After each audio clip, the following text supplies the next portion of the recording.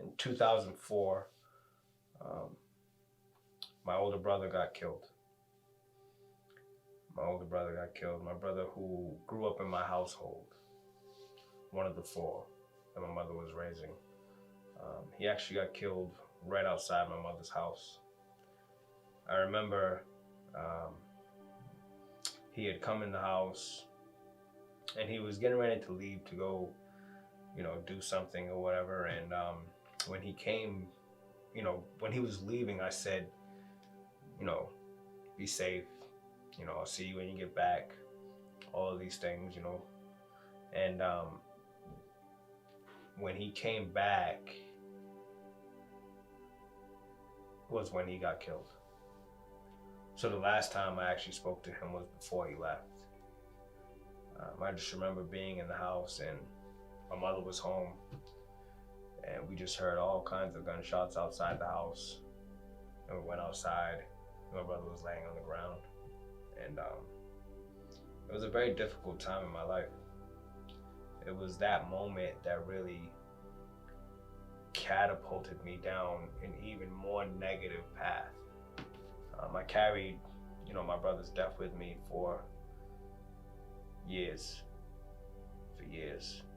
and I allowed it to affect me and make me make a lot of decisions that I probably wouldn't have made had I not carried it with me. Um, it caused me to really run around the streets seeking revenge, and just had such a cold heart. Shortly after that, after my brother being killed, I ended up having a child of my own.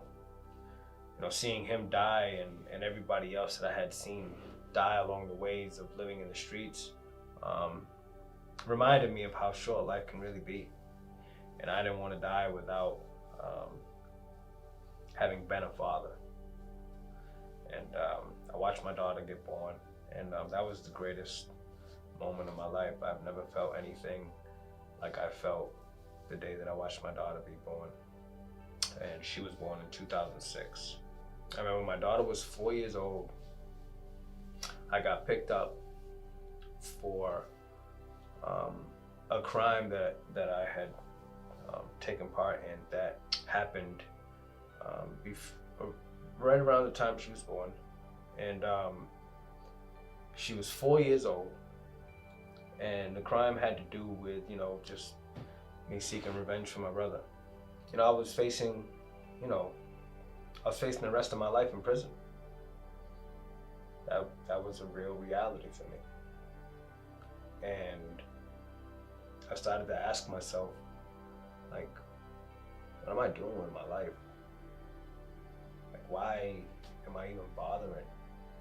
Like, this is just stupid. All these times that I'm keep coming back and forth to prison and getting locked up, and I just didn't know like where my life was headed. And one day I just picked up the Bible. At that time, when I first got locked up, I didn't believe what I believe now about Jesus. Jesus was just a man to me at that time. A man who had a bunch of myths told about him because he was just such a great man that people began to create these myths about him. And that's what I thought. That's what I thought about him. That's who I thought Jesus was at that time. And, I picked up the Bible, just started reading it. I said, you know what, what's in here? Let me see what's in here. And I was reading it, and I was like, you know what, if I'm gonna read it, I'm gonna read it from front to back. And that's what I did. I read it from front to back. And I remember calling home one day and, telling my girl, I read the whole Bible. And I was so proud of myself at that moment. And while I was still struggling with what I believed about Jesus, I was starting to, God was beginning to awaken something in me. And, I don't remember the exact day, but I do remember that it was in 2010, towards the end of the year, when I'm sitting in my cell in prison, and God just broke through. broke through my cold heart. He broke through the wall that I had put up. He broke through the doubts that I had. He broke through it all. And in that moment, when he broke through, he challenged me. He challenged me with the very thing that I was asking him for. Here I was seeking forgiveness. And here he was trying to create forgiveness in me. And I remember just breaking down. I just started crying. And it was so difficult for me because I knew that what he was asking me to do was to let go of my brother. And I didn't want to let go of my brother.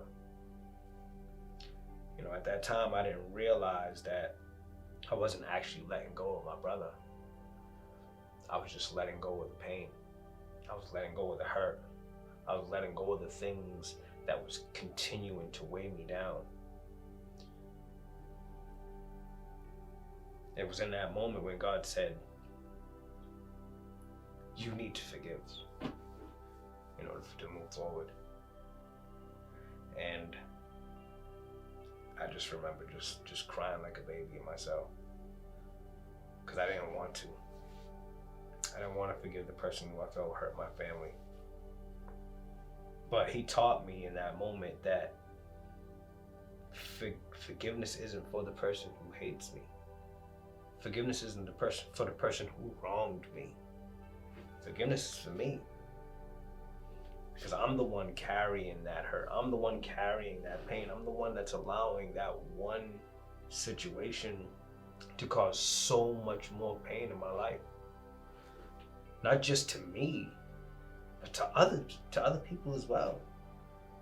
You know, not just my family, but the families of people who I've hurt. And it was tough. And I remember, going to sleep that night, and I seen my brother in one of my dreams. And I almost never dream, but I dreamt that night. And, in my dream, I got to hug him, and it was like I was saying goodbye.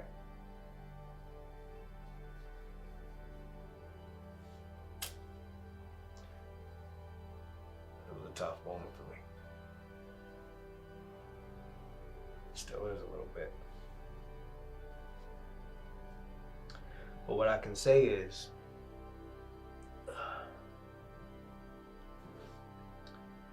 God has brought me so far from that moment.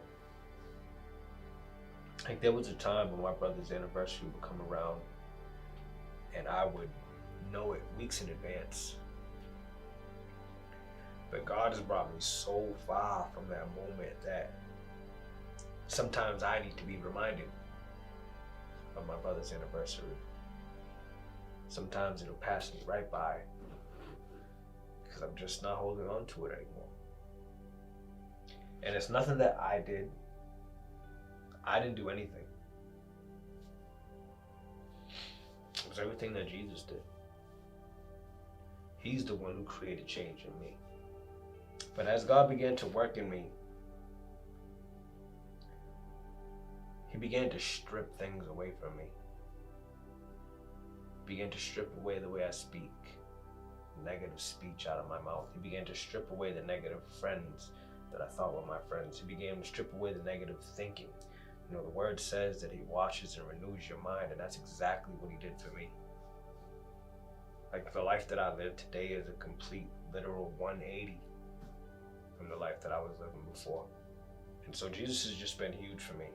He began to strip away my negative image of the church and all the things that we think about when we think about church.